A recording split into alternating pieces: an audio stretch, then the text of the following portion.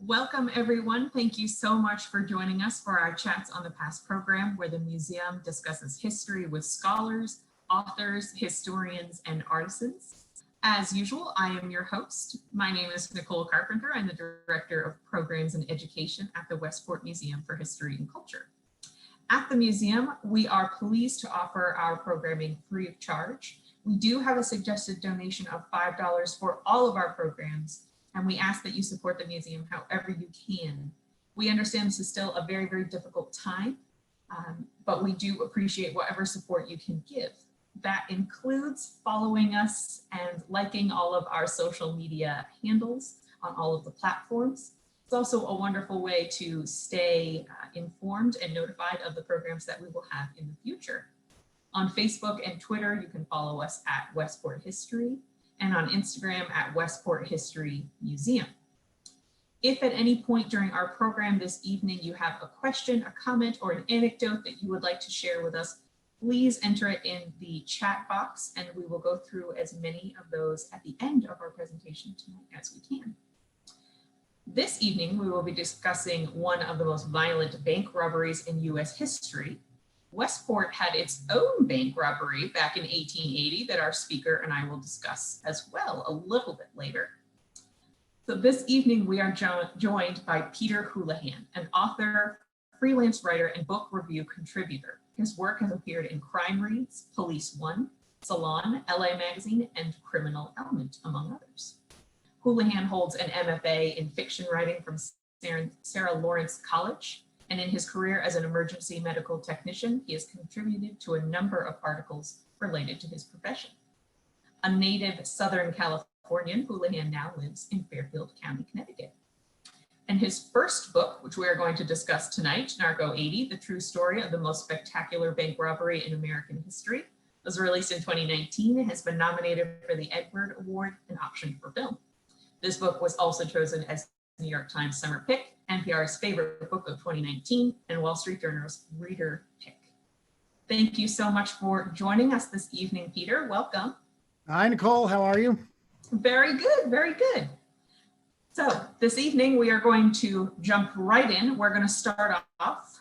Would you mind giving the audience members who might be unfamiliar with the book a little bit of an overview of the events of May 9th?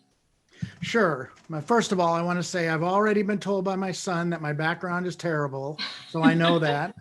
On May 9th, 1980, in the town of Norco in Riverside County, about 40 miles east of Los Angeles, 5 young men led by a born-again Christian with strong end times beliefs attempted a takeover robbery of the Security Pacific Bank that turned into one of the most violent events in law enforcement history.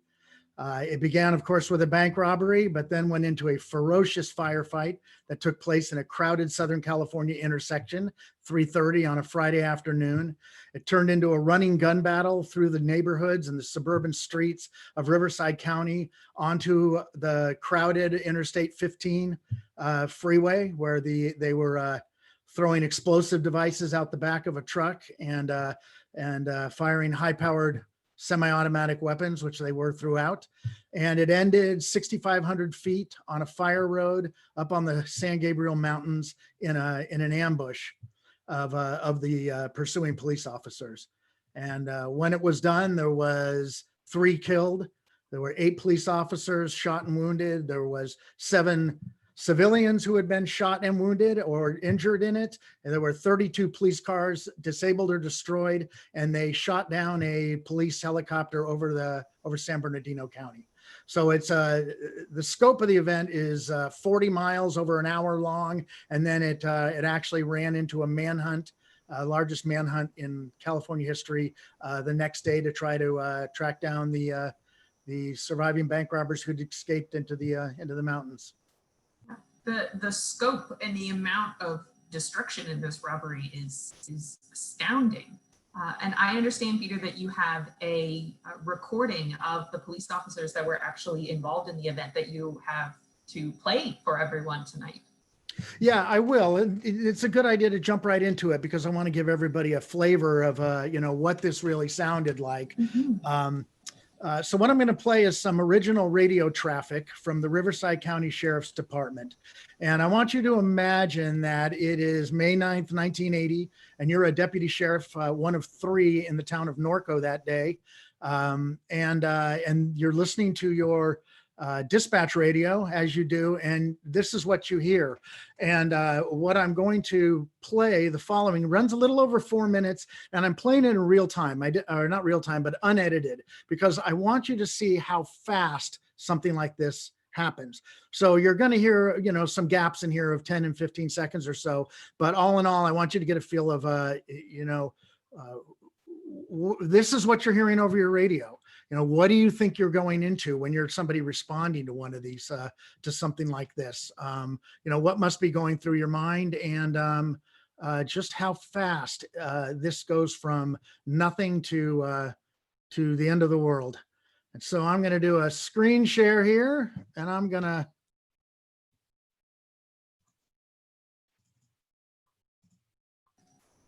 I have heard these recordings, and they're really quite amazing to hear. They really put it in perspective. So I definitely recommend everyone listen very carefully. Yeah. Yeah. Turn up your speakers. All right, here we go. Did you copy the name of Stella Phillips? Turn on the DLB. 22 continuing DLB 112647. 10.7.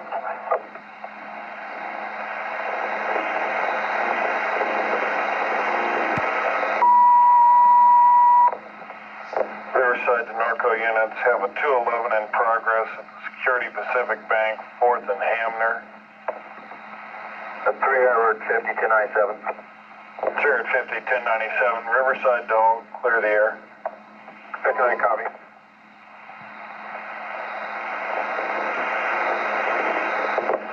The suspect vehicle is a green van with weapons.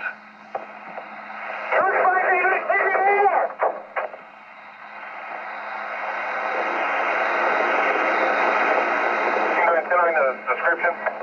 It's a green van. It's 4th and Hamner. They are shooting. Officer hit. Clear the air. 1199. First been shot. 4th and Hamner. 29 cop. 22 on route. On route. 72 copy. 1 copy. Going from Marshall, am I right? Ambulance responding. 73.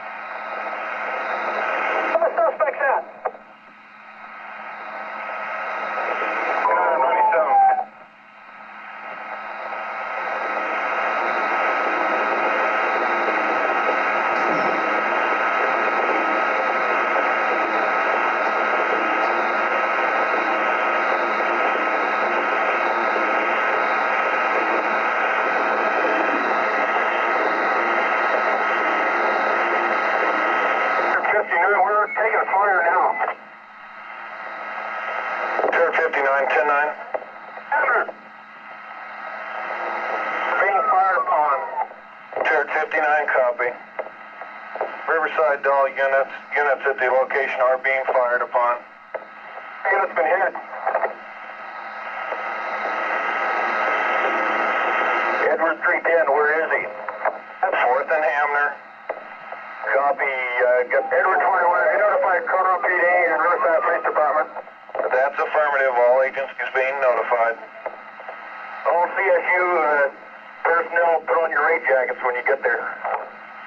350, I'm bleeding bad. I got a artery hit. I need help. 901, that's 221. 222 approaching Lemonade. 350, the suspects are stranded, their vehicle's disabled, and Hamner and 4.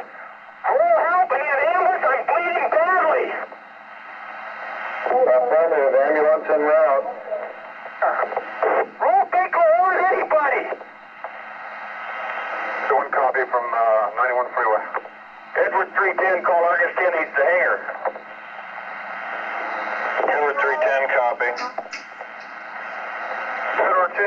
running 211 today, Norco.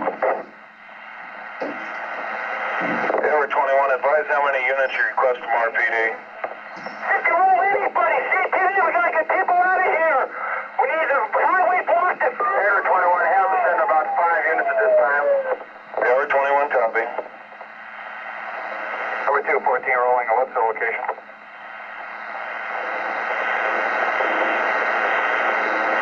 RPD helicopter available. 10-4, we're on the line now. Order 51, 3 suspects fled. A yellow pickup north on Hamner. They got 2 hostages. They left the area on that, I don't want to elaborate now, it's Tower 21. Riverside Doll, a yellow pickup has fled with 2 hostages northbound on Hamner.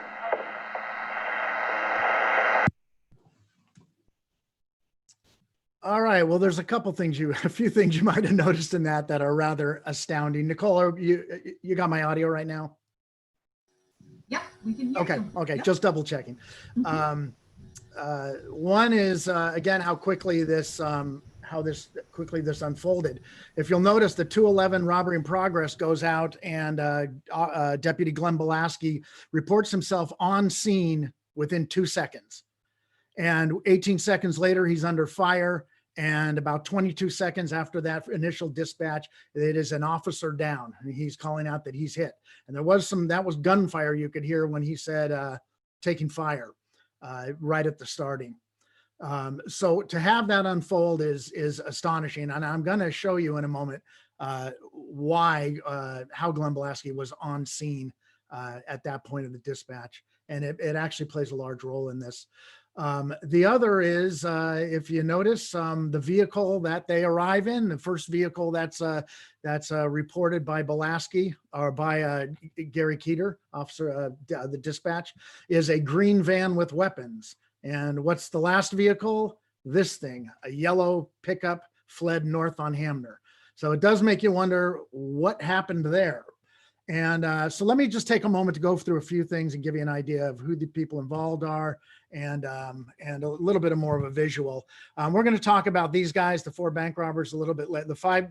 These are 4 of the 5 bank robbers. This is the leader, George Wayne Smith. This is Chris Harvin. George and Chris were roommates together. They owned a house together in Mira Loma, 1 town away from Norco. This is Chris Harvin's little brother, Russell Harvin. I think he needs no introduction.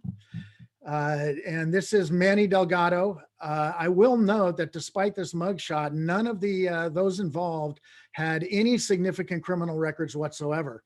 Certainly no violence. This is a juvenile offense, a minor juvenile offense that Manny Delgado had been arrested for. But even Russell down here had not been involved in any significant criminal activity, and certainly no violence. I mean, he's aiming the gun at himself, not at anyone else, right? Manny Delgado also recruited his 17-year-old little brother, Billy Delgado, to be the getaway driver. These are the weapons that they used. This is a collection of legally obtained semi-automatic, high-powered rifles. There are 223s. This is a standby. This is a shorty AR right here. There is a number of smaller sidearms. They had thousands of rounds of ammunition, including high capacity magazines that could hold 40 rounds. And they had them taped up jungle style, piggybacked, 3 of them. So they could, up, down, up, down. So when they were done with one, just flip the set of clips over, put another one in, and they could start firing 40 more. So they could empty 120 rounds in about a minute. And they also had a lot of survival supplies. Strangely enough, George Smith brought along a samurai sword with him, because you need that when you rob a bank. George Smith was also firing a .308 caliber semi-automatic rifle. A 223, the other rifles were what they used in Vietnam. A .308 is an absolute cannon. And you can kill an animal from half a mile away with one shot with that thing. So they were well armed. Here are some of the weapons they were using. Manny Delgado, when he went into the bank, was carrying a riot gun, and that's a pistol stock Winchester shotgun. And they had also made homemade explosive devices, fragmentation grenades. They made them in their garage, and using beer cans stuffed with shrapnel with some blue dot, red dot gunpowder mix in the middle that they could light, or they could launch them out of the barrel of a shotgun using a dowel for a range of 100 yards. Peter, do I also see a sword? Yeah, I just mentioned that. That's well, see, George Smith is Amerasian, and he was very much into his heritage, and so he had this samurai sword, and he sharpened it up and put it in its thing, and put it in its case, and carried it along, and it was in the van when they found it later on. The day began with them kidnapping at gunpoint Gary Hackala and taking his van to be used in the bank robbery. They had parked 2 getaway cars about a mile away, cold cars. So you use this van. They switched the plates on it. They tied up and took Gary Hackala hostage because they didn't want him to report it. So he was shoved into a little cabinet in the back of this van, and so they use this van, and then they dump it off, and they get into your cold cars, and you're gone, baby, gone. They were going to go to Las Vegas and launder the money through the casinos to start with. I would suggest when you're going to rob a bank, you don't do something with a large cappuccino. You don't use a vehicle with a large cappuccino sign on the side, but these guys were amateurs. They'd never done this before. They then set off a diversion bomb about a mile away that blew up in back of a construction site.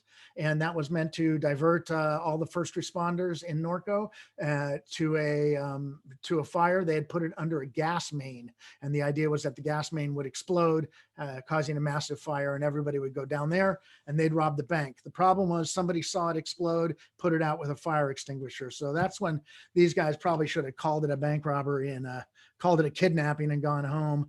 This is an aerial view of the Security Pacific Bank. I don't know if you can see my cursor, but right up here, this is where Glenn Pulaski's vehicle ended up. He took fire right here in front of the bank, whipped his car into reverse, even though he'd already been hit, and it ended up blocking the getaway route right here of the bank robbers. And when he says the vehicle's been disabled, it had actually drifted off the road into a tree right here. The reason why Glenn Pulaski was on scene within seconds was he was at this traffic light. This is a major intersection in Norco, the major intersection in Norco.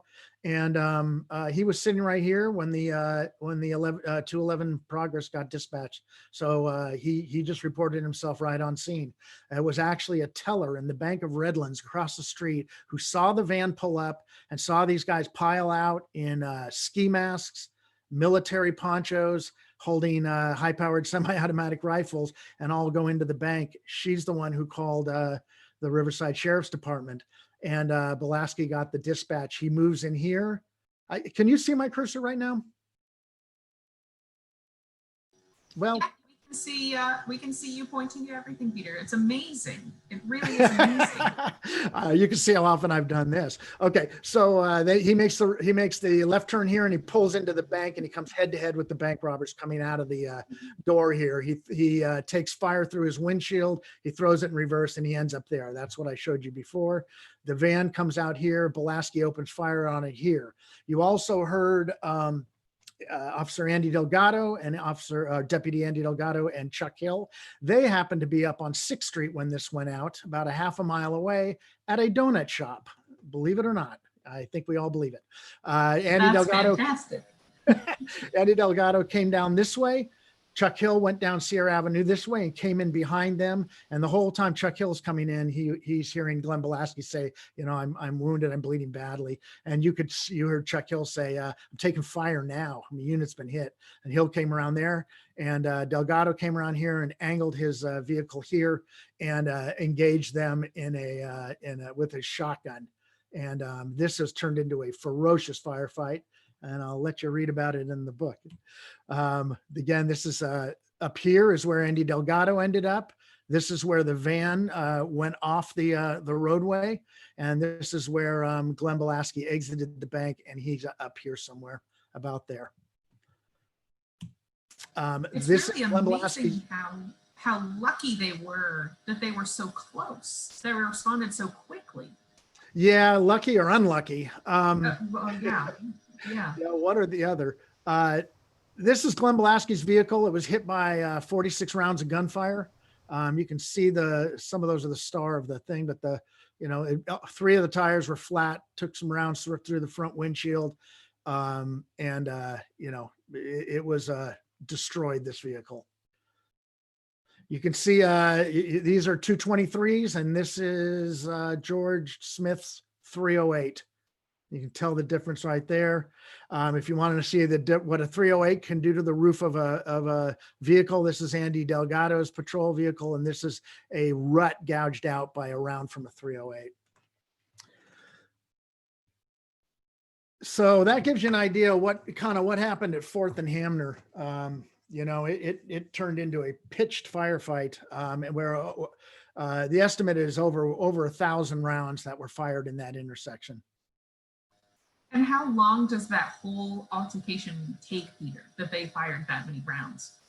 Yeah, well, you actually heard it, because that was played in real time, and you heard the last transmission by Andy Delgado was that 3 of the bank robbers had headed north in a yellow truck. I will say this, there were no hostages in that vehicle. Andy had no way of knowing, because while this was going on, cars were backing up at both sides of the light. There was probably 50, 75, maybe even 100 cars backed up at the lights, going in all directions. People were wandering out of the Carl's Jr. fast food restaurant to see what was going on. Children were running up from behind the bank to, what's all the commotion. So there were people everywhere. And then when the bank robbers, when their vehicle became disabled, they fanned out and started to walk among the cars to find another escape vehicle. And they were aiming 223s, AR-15s, assault rifles at people. So people started bailing out of their vehicles and running for their lives. So Andy Delgado's also firing 10 rounds out of a shotgun, and he's trying to figure out who just got into this truck. And he sized it up and thought it was 3 suspects and 2 hostages, and it actually turned out to be 4 bank robbers. And so that was to answer your question, a little over 4 minutes. About 4.5 minutes. And, it's amazing what can happen in that amount of time. Yes, so quickly. And how quickly, it was within 2 seconds of that report that they were on site. That Polanski was, because he was sitting right at that. I mean, he was literally staring right at that Security Pacific Bank. I mean, it's quite a surreal experience to hear a dispatch and realize they're talking about the thing that you're looking at. So. Now, to kind of set up how this project came about, how did you learn about this story, and what made you decide to write about such an amazing event? But what started you on your journey to writing Narco 80? Well, I'm a Southern Californian, and I was about 18 years old, and I lived about 10 miles away from Norco. And so I was aware of the event when it happened. But 1980, this is not 24-hour news channels. This is not people taking video with cell phones. This is not the internet to post it. You pretty much saw it on the evening news and read about in the newspapers. And it proceeded to unfold throughout the weekend. And I was absolutely captivated by the event. I hadn't heard of anything, and indeed there had not been anything like it. And it always stuck with me. And I would, over the years, I'd tell people about it, and they would usually have two reactions. And one was, did that really happen? And the other would be like, how come I don't know about it? And the reason is the time it took place. We're a very visual society now, and there are not a lot of visuals. There's a few photographs that were taken in its aftermath, and but like I say, no video. But when I kind of turned on the 30th anniversary, I pitched a article to the LA Times, a look at how a major crime of this scope unfolds over 30 years, the impact it has, how it ripples through generations. We all hear from people immediately after, when they've lost loved ones or gone through something like this. What does it look like 30 years later? And they didn't take me up on it. I blame them for that. But in the process of doing that, I talked to some of the deputies involved, Andy Delgado, and realized that there was a much bigger story here. Not only what I was looking at, but on a human level. Because if this was just a bang, bang, shoot 'em up, cops and robbers things, I wouldn't be as compelled to write it. It is just the scope of the human level, the human tragedy, the impact it had on lives, the way it had, the number of people it affected, how it impacted the law enforcement officers who'd been involved with it. A lot of them were out of law enforcement within a few years. They had just, come under such firepower and lost one of their deputies that they looked up to, and it's got an impact that's rippled down through the years to us today. Peter, you mentioned that you spoke with Deputy Delgado. Were you able to pull from other officers that were there that day? What other sources were you able to pull from? Obviously your memory of the event, but what other sources? No, I wouldn't have trusted my memory. In fact, I didn't trust theirs in a lot of cases. But the benefit for a writer in writing about a crime, especially one that goes to trial, is that there is a huge amount of documentation. And as long as it's still around, and because this was a capital murder trial for the surviving bank robbers, it is kept by the Attorney General's office. All the trial transcripts are kept by the Attorney General's office. So I had about 36 boxes of trial transcripts to go through. Yeah, this was an epic trial. But however, in terms of documentation, when this happens, police take witness reports.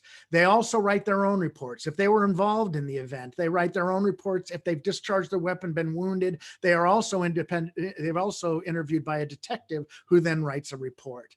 A guy like Polanski had written or had been interviewed 3 times within 24 hours in absolute excruciating details. You have evidence technicians who, marked down where every bullet was shot, where I had a timeline that I was working for, a 20-foot scroll that went minute by minute and told when and where every single victim in that had been shot. Every witness was when it went by. I mean, I know where every bullet in that place fell. Well, not really, because about 1,500, but you get the idea. I know where these officers were shot. I know where these civilians wrecked their cars trying to get away.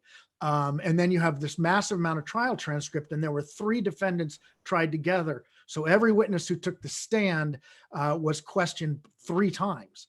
Once by the prosecution, and 3 times by the defense, even if it was the defense. So there's a massive amount of documentation, most of it taken down within a few years. The trial was about 1.5 years later.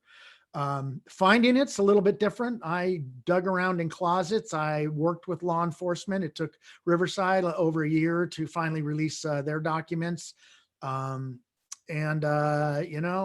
found things in the strangest places. I found things that fell out of the pages of a trial transcript, which led me on to another major kind of subplot. So it's a mixture of a treasure hunt. I talked to probably 100 people. If I had gone to these deputies, especially the Riverside deputies, 20 years ago, I don't think many of them would have spoken with me, because one, the impact the event had on them, and also what followed was a very bitter dispute between the deputies and their own department about, they didn't feel like they'd been trained well enough, that they didn't have the weapons that they needed to go against something like this. The department didn't recognize them for 20 years. They didn't want the publicity on it. So they would have been very bitter, but now, they're older. And people want their story told. They realized they were part of a remarkable event, an important event. So they, some of them took a while. Polanski was never really on board. I had a cordial back and forth with him, but I can't say he really wanted to go through it again. And so there was a lot of sources. I mean, I was, it took 5 years to write this book, and it kind of went from all research to some writing, and soon slowly transitioned from research to writing in terms of the percentage of my time. But it's an amazing amount of material. There are so many authors that we've spoken to on our programs who have a hard time finding sources, or they pull from such strange places. And from a historian standpoint, it's such an amazing amount of material to have, but it also just sounds like so much time to go through all of that information to make sure that it all makes sense and that it's all lining up. I'm sure that there were accounts that didn't say the same thing, and then trying to weave them all together into a cohesive timeline. And then also speaking to people years after the event had happened. It sounds like a fascinating kind of treasure hunt as you described it, but it is a process. Yeah, I loved it, but you can go down rabbit holes, that's for sure. Mm-hmm. And I think I'm working on my second book now, and I think I learned a lot from Norco, to recognize things that are important and things that are less important. But you do have to look at everything, because even embedded in something as mundane as a motion that's filed, you could pick up a piece of information that you won't find anywhere else. And that it was absolutely the case. But yeah, I mean, research is great. It is. When you lock onto something and you're extremely interested in it, it's fantastic. It also sounds like the recordings were such a fascinating source to have. It really makes you connect with the event in a way that reading a document it creates that connection, but hearing the event happening is kind of horrifying but amazing at the same time. Oh yeah, it definitely gives you a feel of it. That dispatcher, if you listen to this radio traffic, and I have all of it, it goes for an hour. And that dispatcher is amazing at how calm he keeps. And he's actually a patrol officer. He's only behind the mic because he's got a bad knee, but Gary Keeter. But also it's a gold mine for dialogue. You're talking about a 35-year-old event, 40 years now. And, I had to pull documents. I had to pull dialogue from, I was able to pull it from a lot of documents, and also, conversations with people, because some people do speak in, so I said this and he says this, and then I go like this, and then he says, and he walks out of the room, and, so you can pick up. Others are just dead, just very dry, and you can't. But yeah, so getting in, and then of course trial transcripts are a gold mine for dialogue as well, because it's all dialogue, it's nothing else. And yeah, so they were very helpful. A lot of photographs, newspaper articles to go through, which are less reliable, I have to tell you. And right after the event. And Deputy Rolf Parks was really instrumental. He had put together a training film, which you can find on the internet, for another police department. 2 years later, he was involved in the incident, and he had a lot of these things, the investigation scroll, the audio recordings and things like that. Just a reminder to our audience, if you have any questions, and we do have some already in, if you have any, please enter them in the comments box, and we will get to those at the end of our presentation tonight. One of my other questions that I wanted to go through with you, Peter, was the individuals that were involved in the robbery. We have seen some of them now, and I was wondering if you would tell us a little bit about the young men who actually were a part of the robbery, but also the members of the police who intervened. Sure. George Wayne Smith, who you saw, was about 27 years old at the time, and he was the leader of this enterprise. He's the one who put together, he's the one who had the idea for it, he's the one who really was instrumental in recruiting those involved. There's a couple things about George that that happened when he was growing up that really impacted his decision to do this bank robbery. And one was that, he'd grown up like the others, certainly his roommate, Christopher Harvin. They'd grown up in the 60s and they'd become adults in the 70s. George was in the military and he was stationed on the Eastern Front as an artilleryman. And, at a very young age, 18, right out of high school. And he was trained in how to use battlefield nuclear weapons. These are nukes that are launched out of howitzers and, kind of old World War II era, things that were used, to be used on the battlefield. And they were, that was what by the 1970s, particularly dangerous when it came to nuclear war, and the threat of nuclear obliteration hung over everything. So, if you were looking for signs of the end of the world or how it might happen, you didn't have to look far. And when George came back, he became involved in the born again Christian movement known as the Jesus movement that swept through the country, but originated in Orange County in the 1970s. And these are aggressively evangelical born again Christian ministries that are heavy on end times theology, the book of Revelation, the rapture, the second coming. And George, like many, was, absolute true believer, convinced that the end was coming and it was coming soon. And he was on the lookout when he looked out at the world to see what were the signs and trying to match them up with religious prophecy. And, if you were looking for social decay and wars in the Middle East and things like that, the 1970s is, where it was at. And so that's one of the things that propelled him. He also had a personality that really was kind of detached. I think these days you'd refer to it as a narcissistic personality disorder that really, kind of put his needs above everyone else, had this grandiosity, which kind of shows you, how they prepared for this. And this kind of detachment from the consequences of your actions, especially on strangers. So it's either a disregard or an inability to empathize. And those kicked in. His roommate was Christopher Harvin. Three of these guys had met, but they were landscapers for the city of Cyprus, parks and recreation, municipal, landscapers.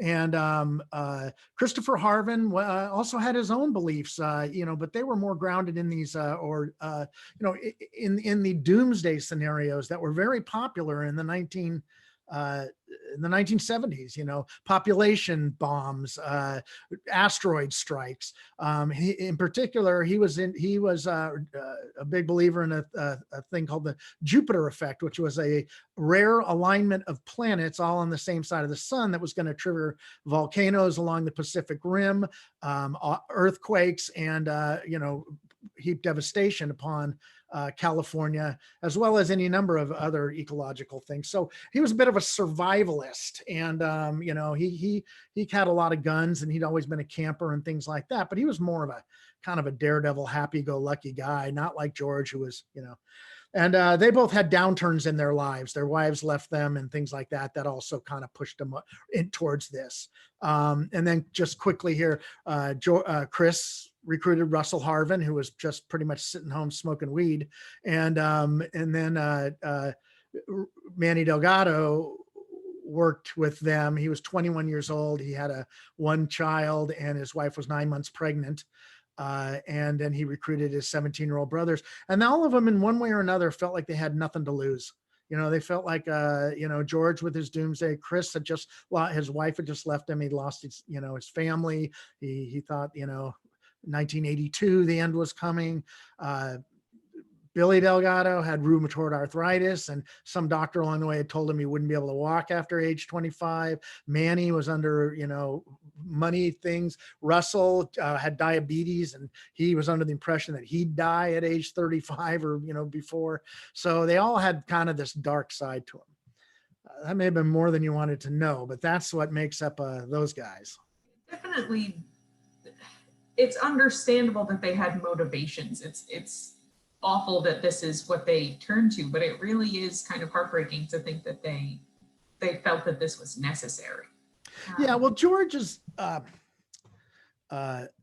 goal was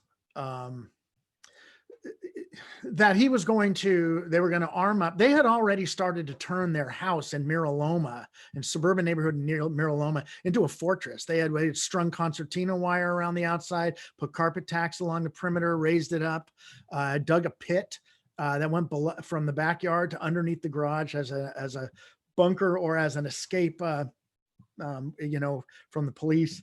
And that was based on their doomsday beliefs.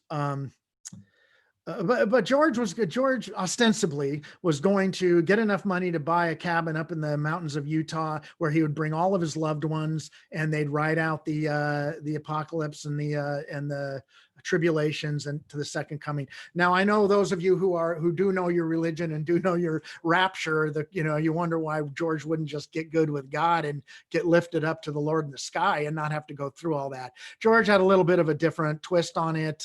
He was going to be a foot soldier of God, and et cetera, et cetera. So, they all had their different reasons and things like that. But part of it, the thinking though, is definitely that George had other reasons, and that were more selfish than that. So he's a complicated guy for sure. Very complicated, and it sounds, again, it's interesting their motives for doing this. If we're gonna go a little bit back in time for everyone, just for a second, and we're going to talk about the Westport robbery of the First National Bank back in 1880, just so that we can kind of tie these two events and kind of compare and contrast them. So in Westport, Connecticut, back in 1880, it was February 10th, which was a Wednesday, around midnight, John Dixon, who was the downtown night watchman, was accosted by a group of men in what we know today as National Hall. This was the first national bank of Westport. And he was accosted by these men, blindfolded, gagged, and taken to a shed behind the bank, where he stayed for about 2 hours before he was moved to a storage closet in the bank, and he was handcuffed. Now, these men who were trying to rob the bank had been desperately trying to open the vault for nearly 3 hours and had only managed to get into the outermost door. They came to the conclusion at that point, after 3 hours of work, that they were going to blow the door open. And they attempted this twice. The first attempt, they used too little black powder and it didn't do anything. And the second time, it was far too much powder. They were very inexperienced with this material, and the resulting explosion actually scared them so much that they actually fled from the scene, grabbing whatever they could, which actually only came to about $3,700, which was vastly a tiny sum compared to what was actually in the bank itself. They actually fled to the train, which had just been built in Westport in the 1860s, and they were never caught. I wish I knew the motivations of these robbers or who they would have been, but their identities is never discovered. They actually jump off of the train before it heads into Grand Central Station, where there were police stationed to intercept them. John Dixon, again, the night guard, actually kept the handcuffs as a souvenir of his ordeal. Now, again, this is a robbery that takes place 100 years before Narco 80, but it's such an interesting story. And you and I, Peter, have talked about it a little bit, that it's interesting that it's the same idea of going into the bank and then having a getaway. In this case, it's the train, but in LA, it's along the freeway. And I wondered if you would just tell our audience a little bit about, because I know you've written about, how the culture of robberies, especially in LA, has changed so much since its inception. Sure. Well, in some ways, bank robberies remain almost the same, and in some ways, they've changed dramatically. There's a lot of different ways to rob a bank. These guys did it a way that's not very common these days.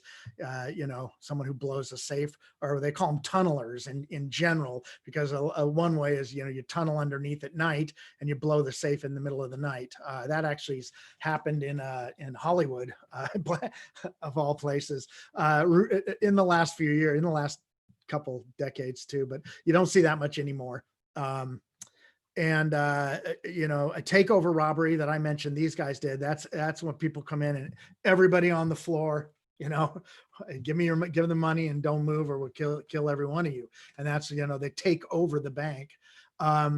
You know, so in those ways, whichever way you pick, it hasn't changed all that much. You know, most robberies these days are, and for a very long time, are note passers.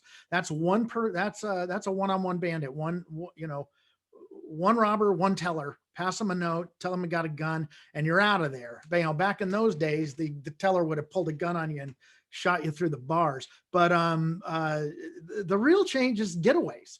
And it's the same thing. These guys, and what the Norco bank robbers were trying to do, but didn't do it well, and what is done in California, is you rob a bank near somewhere where you can get away. And in those days, you know, you either got away on your horse or you jumped the train.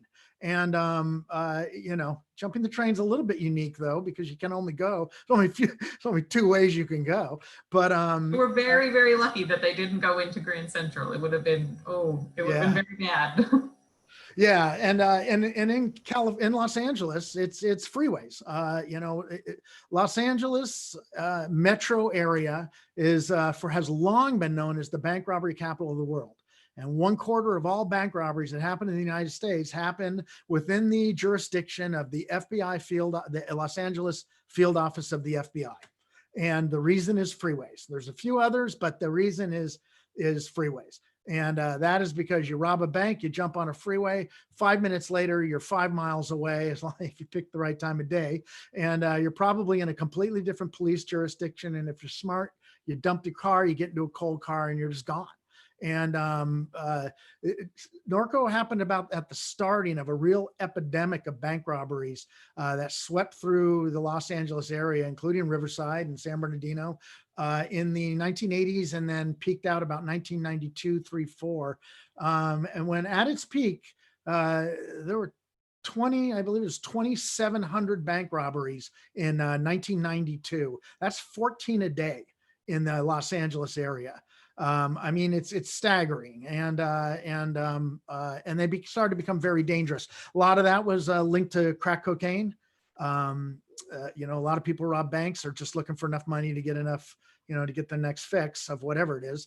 And but anyways, yeah. So it's remained. I mean, you know, the other big game changer that came along were automobiles. And when automobiles, that's what kicked into the whole gangster depression era gangster bank robberies, because there was no Clyde, yeah, very little Pretty Boy Floyd, you know, there was very little interstate communication you know, it'd be among law enforcement. And there was the FBI was, you know, really just getting started. You know, you rob a bank, those guys were just hiding. They'd rob one in Missouri and then go over to Arkansas. They'd rob one in Arkansas, go over to Texas. And, you know, but the game changer again was the method of escape. So, you know, you reminded me too, or I reminded myself, I do have that one other clip that I'll play with the radio traffic, but whenever you think it's a good time. Oh, please go right ahead. Something else that that you've written about was the proximity of banks to the freeway, that they were so close, almost at the exit or entrance ramp to these freeways. Is that true in Narco as well, that the freeway is that accessible? Well, you know, Southern California is a culture of convenience as well. You know, that's why you can often see the same, you know, a burger, you know, you can see a Carl's Jr. on one side or a Burger King on one side of the road, and within, you know, a quarter mile, it's on the other side of the road. You know, sometimes it's as much as just being on the same side of the road as the people are going. And there's nothing more convenient than a freeway on-ramp or off-ramp for people. And banks started creeping closer and closer because they were in such heavy competition. And it wasn't until, you know, this epidemic that they finally got smart and started pulling them away from freeways. Norco itself, if you look at a map now, you'll see the 15 freeway going through it. It did not go through it at the time, had not yet been built through that segment. So these guys robbed probably the worst. They violated the cardinal rule. They robbed a bank that was 9 miles away from the nearest freeway. And the reason why they robbed it, if you also want to see how amateurish it was, is because George Smith decided he'd rob his own bank. You know, he knew it. knew the people, knew the layout. But yeah, it was a bad choice of banks, that's for sure. Yeah, Peter, if we want to listen to the second recording, I think that would be great. Yeah, you heard Andy Delgado at the end of that say the yellow truck is northbound on Hamner, which is the boulevard that's right there. Hold on a second here.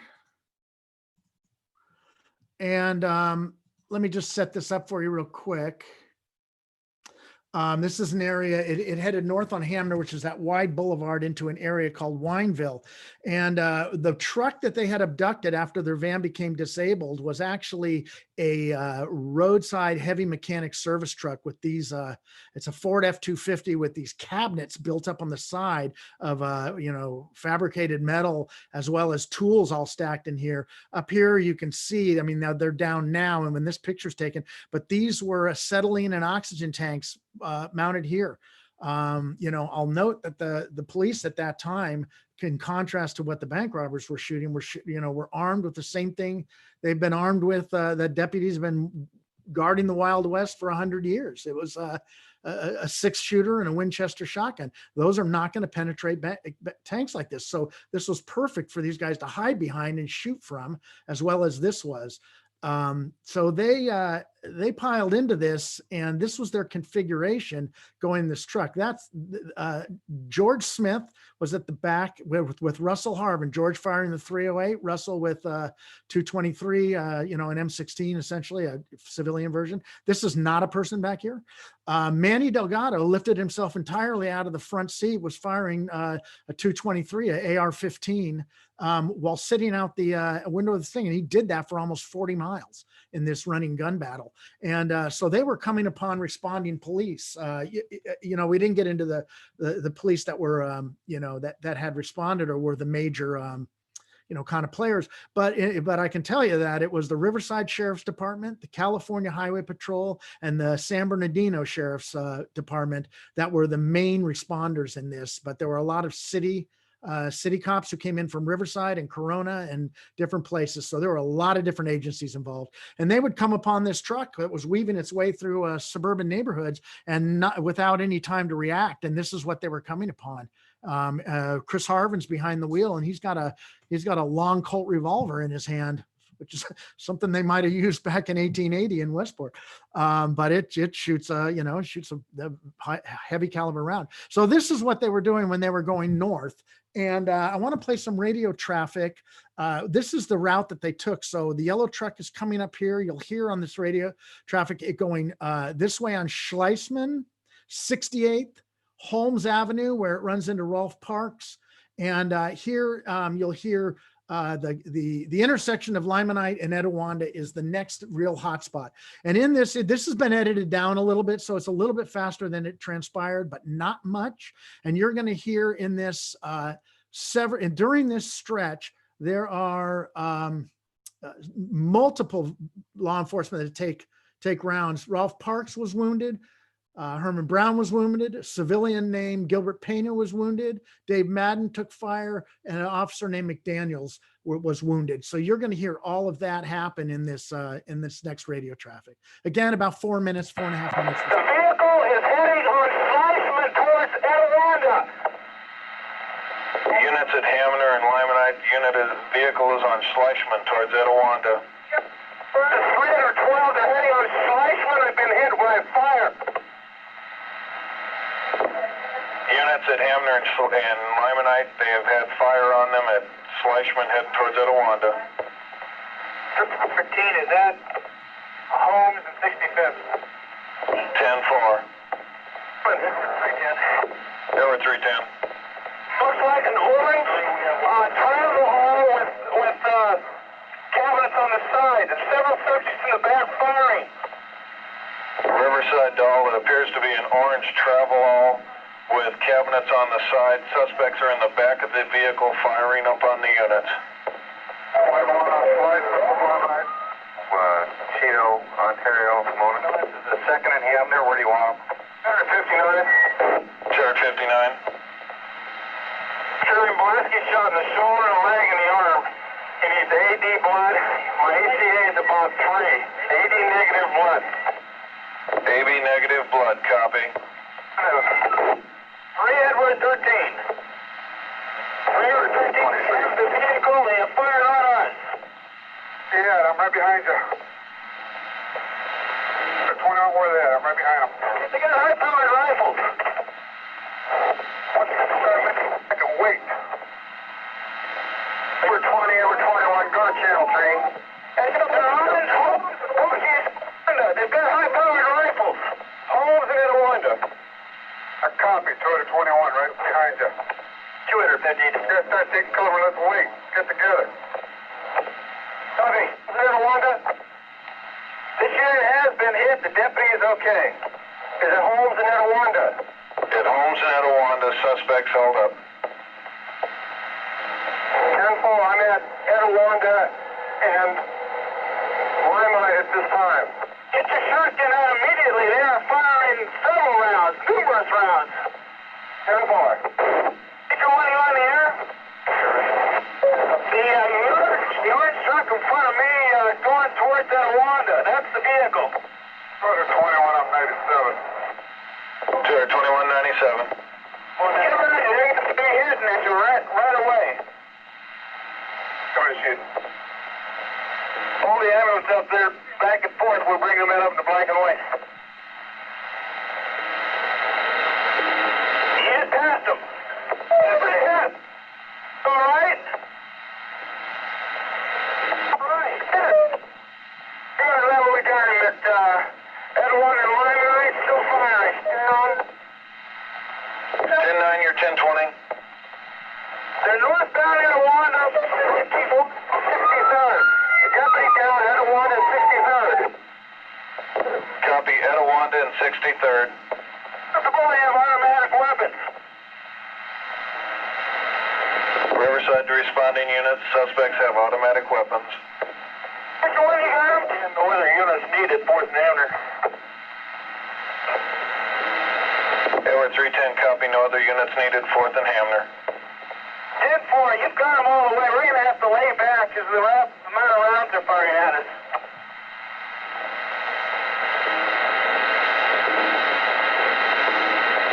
Edward 200. Edward 200. Encourage me to go to the crime scene as soon as he goes on the air. 10-9, Edward 200. Encourage me to respond to the original crime scene. Possibly on Harupa. Eastbound on Harupa. 73 is on Harupa. 11, Kelly, go to 3. 11. 211. 11, being around the hospital, pick around shoulder. 211, copy. This is Deputy Ralph Park's vehicle. They trapped him on Holmes. You heard him a lot in this. They trapped him on Holmes and pulled their truck right up to him and fired on him at close range. Hit him numerous times. He actually was grazed at the top of the head by a round from a .223 fired from about 3 yards away. This is a shot from the inside of Deputy A.J. Raynard's vehicle, who tracked them up along just shortly after that.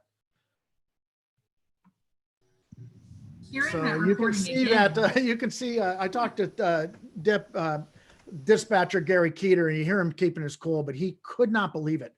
He could not believe it. I mean, 15 minutes into this thing, and he had 6 officers down. I mean, it just unbelievable. one of our attendees actually commented on that and listening to the recording again, it's amazing how calm he sounds. Yeah. That he just keeps himself very cool. And even most of the officers sound very calm on the recording. Yeah, it's pretty astonishing. Yeah, it really is. So the last question that I am going to ask this evening, because I know that we have a couple of people who have been waiting very patiently, is just what is the lasting impacts that these families that are involved with this, what is the impact on them? And then also, what would you like people to take away from the book? Sure. one of the things I'd like to have them take away certainly is that, there's a lot of controversies surrounding the police, and I'm not getting into that. But however, we should all recognize and honor that there are times when law enforcement, this is a good example of the dangers they can often face, the courage they often show, and the terrible toll that they can pay for doing their job. And uh, and the loss was not only on the deputy side. I mean, they had one who was killed, but they also had deputies who turned on other deputies, who just left the profession when all they wanted to be their whole lives was be a cop. And marriages fell apart. And there was bank robbers who were killed. There were parents and children there, who had, the Harvin brothers walked out of their parents' house one morning and never came back. And the Delgado brothers, Juanita Delgado was 9 months pregnant. Her husband walked out the door. She had no idea, and he never came back. And, so there's terrible impact. I've spoken to some of the daughters and sons and daughters and children, and, it never leaves them. It never does. They, there's a hole in everyone's life. The lasting impact, and I'll make it quick because I know we're running late here. Certainly the way that post-traumatic stress disorder in first responders is addressed. It was not very much then, but they learned a lot of lessons, and it was just part of a lot of the lesson learning that went on, and it changed pretty quickly after that and has evolved. The other is the way that local law enforcement agencies are armed. And these guys were so outgunned, and they were starting to see weapons like these show up on the street. And it may surprise some people that the sheriff's department really was not, and most law enforcement agencies were not anxious to increase their firepower. You have to maintain these things. You have to train people. They don't necessarily want people running around firing AR-15s, spraying gunfire around residential neighborhoods. And so it wasn't that everybody was eager to arm up. And but that was a gateway event that certainly led to increasing the firepower, if you will, certainly the capability of the arms. And that's clearly another big hot issue that's being looked at today. So really quickly, I'm going to try and go through as many of these as we can. We do have a question from Christine, who would like to know what your next book is about. She says she's very excited to read Narco and whatever you'll be writing next. Well, it's super secret. It's about an incident that happened in San Diego in 1985. And it's something that if it happened in any other city in the United States, it would be a household name. It'd be known by everyone, but San Diego is kind of a overlooked city, especially in 1985. And it's an altercation between a young man and two police officers, in which a gun gets taken off of a police officer, and two police officers and a civilian get shot. And then there's one of the most dramatic, I think it's the most dramatic courtroom drama imaginable that I've ever come across that followed, and just a shocking conclusion to it, and shocking things all along. And it talks a lot, it addresses a lot of different issues that are relevant then and relevant now, and the coming of age of a major American city that had to look at issues like policing and minority communities and any number of things. And no, it's not it's one of these things, like most things in life, where it's not cut and dry. There are mistakes that are made on all sides. Nobody comes out looking good on this. There's no winners in this. You'd say, needless to say, but people make mistakes on both sides. Also kind of a look at how something can go terribly wrong that should never have gone wrong at all, and how fast it goes wrong. So, I think it's going to be exciting. So, well, we look forward to reading it. So when it comes out, you'll definitely have to come back on and tell our audience a little bit more about it. We have another question here from Sarah, and she asks, did Polanski survive? Oh, come on. Yeah. We can leave that as you have to read No, the book to find out if you'd like. Not at all. The thing about Norco is that you could tell, and I have in at times, really, I don't worry about giving things away because it's the detail of this that's so astonishing. Polanski was hit 5 times. His vehicle was hit 47 times. And yeah, he did survive. And,